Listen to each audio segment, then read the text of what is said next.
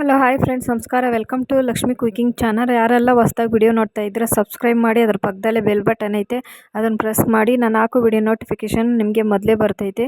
Like ಮಾಡಿ, comment ಮಾಡಿ, share ಮಾಡಿ. ಎಲ್ಲರೂ ಹೇಗಿದ್ದೀರಾ, ಚೆನ್ನಾಗಿದ್ದೀರಾ ಅಂತ ಭಾವಿಸ್ತಾ ನಾನು ವಿಡಿಯೋನ ಸ್ಟಾರ್ಟ್ ಮಾಡ್ತೀನಿ.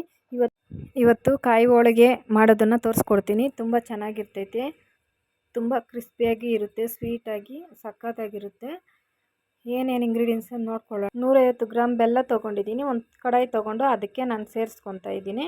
ಇದಕ್ಕೆ ಒಂದು 1/4 ಕಪ್ ಆಗಷ್ಟು ನೀರು ತೊಗೊಂಡು ಹಾಕ್ಕೊಂಡು ಚೆನ್ನಾಗಿ ಕರಗೋವರೆಗೂ ನಾವು ಮಿಕ್ಸ್ ಮಾಡ್ತಾನೆ ಇರಬೇಕು. ಉರಿ ಜಾಸ್ತಿ ಇಡಬಾರ್ದು, ಮೀಡಿಯಮ್ ಅಷ್ಟು ಉರಿ ಇಟ್ಕೊಂಡು ನಾವು ಮಿಕ್ಸ್ ಮಾಡ್ಕೋಬೇಕಾಗುತ್ತೆ. ಎಲ್ಲ ಕರಗೋವರೆಗೂ ಈ ಥರ ಬರೋವರೆಗೂ ನಾವು ಮಿಕ್ಸ್ ಮಾಡ್ಕೊಬೇಕು. ಕೈ ಬಿಡದಿರ ಮಿಕ್ಸ್ ಮಾಡ್ಕೊಬೇಕಾಗುತ್ತೆ. ಒಂದು ಪ್ಲೇಟಲ್ಲಿ ನೀರು ಹಾಕ್ಕೊಂಡು ನಾವು ಈ ಥರ ನೋಡಿ ಹಾಕ್ಕೊಂಡ್ರೆಗನ ಅದು ಆಡಬಾರ್ದು, ಅಲ್ಲೇ ಉಂಡೆ ಕಟ್ಟಬೇಕು. ಆವಾಗ ಆಗಿದೆ ಅಂತ ಅರ್ಥ. ನೋಡು, ಆಗಿದೆ ಅಂತ ಗೊತ್ತಾಗುತ್ತೆ ನಮಗೆ. ಇವಾಗ ಏನು ಮಾಡ್ತೀನಿ, ಕೊಬ್ಬರಿ 1-2 ಕಪ್ ತೊಗೊಂಡಿದ್ದೀನಿ. ಅದನ್ನು ಸೇರಿಸ್ಕೊಂಡು ಎಲ್ಲ ಕ್ಲೀನಾಗಿ ಮಿಕ್ಸ್ ಮಾಡ್ಕೊಬೇಕಾಗುತ್ತೆ. ಜಾಸ್ತಿ ನುಣ್ಣಗನೂ ಇರಬಾರ್ದು, ಕೊಬ್ಬರಿ ತರ್ತರಿಯಾಗಿರಬೇಕು. ಇವಾಗ ಇದಕ್ಕೆ ಫ್ಲೇವರ್ಗೋಸ್ಕರ ಏಲಕ್ಕಿ ಪೌಡ್ರನ್ನ ಒಂದು 1/4 ಟೀ ಸ್ಪೂನಷ್ಟು ಹಾಕ್ಕೊಂಡು ಮತ್ತೆ ಎಲ್ಲ ಮಿಕ್ಸ್ ಮಾಡ್ಕೊಬೇಕು. ಒಂದು ಬೌಲ್ ತೊಗೊಂಡಿದ್ದೀನಿ.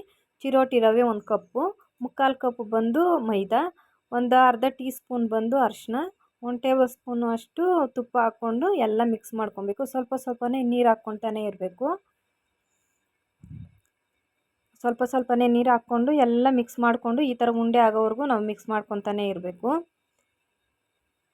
ಎಲ್ಲ ಮಿಕ್ಸ್ ಆಗಿದೆ. ಇವಾಗ ಇದಕ್ಕೆ ಎಣ್ಣೆ ಹಾಕ್ಕೊಳ್ತೀನಿ.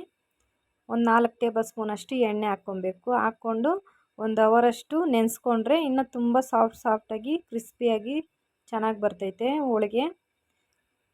ನಾನು 1 ಅವರ್ ಬಿಟ್ಬಿಡ್ತೀನಿ. 1 ಅವರ್ ಬಿಟ್ಟಿದ್ದಾಯಿತು. ಎಷ್ಟು ಸಾಫ್ಟಾಗಿದೆ ನೋಡಿ, ನೋಡ್ತಾ ಇರ್ಬೋದು ನೀವೇ.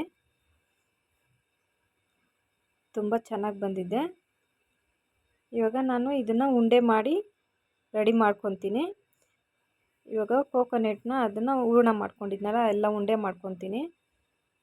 ಇಷ್ಟು ಮಾತ್ರ ಈ ಸೈಜ್ ಮಾಡಿಕೊಂಡ್ರೆ ಸಾಕು.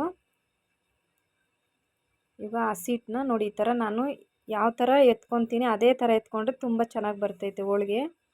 ನೋಡಿ, ಯಾವತ್ತೂ ಅಷ್ಟೇ ಈ ಥರನೇ ಎತ್ಕೊಬೇಕು.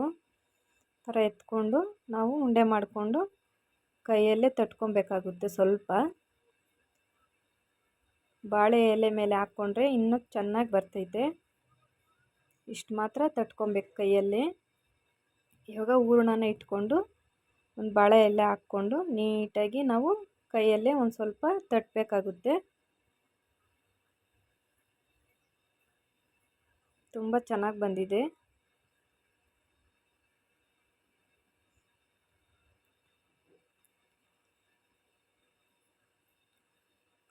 ನೀವು ಕರೆಕ್ಟಾಗಿ ಇದೆಲ್ಲ ನೋಡ್ಕೊಂಬಿಟ್ರೆ ಸೂಪರಾಗಿ ಬರ್ತೈತೆ. ನೋಡಿ, ಬಾಳೆ ಎಲೆಯಲ್ಲೇ ಮಾಡಿಕೊಂಡ್ರೆ ಎಷ್ಟು ಚೆನ್ನಾಗಿ ಬರ್ತೈತೆ.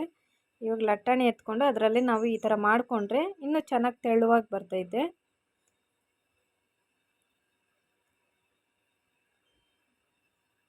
ನೀಟಾಗಿ ಬಂದಿದೆ.